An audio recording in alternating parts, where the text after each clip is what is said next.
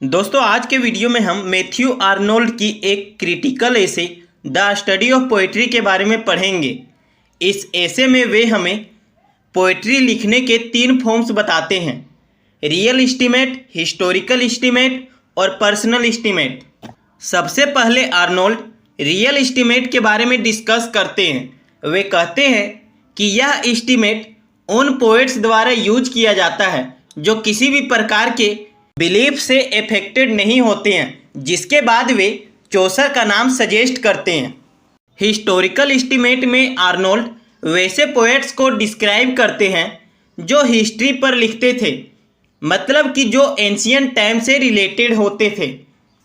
यहाँ वे एग्जाम्पल के रूप में होमर की इलियाड को भी डिस्कस करते हैं।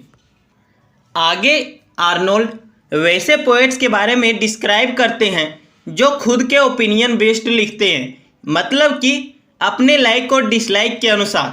ये से पोएट्स पर्सनल एस्टीमेट पोएट्स कहलाते हैं। यहाँ वे मॉडर्न पोएट्स को डिस्कस करते हैं।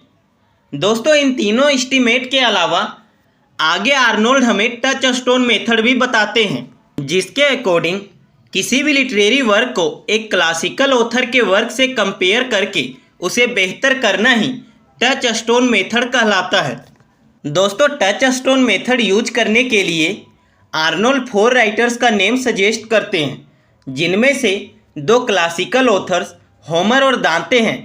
वहीं नॉन क्लासिकल ऑथर्स में शेक्सपियर और मिल्टन हैं।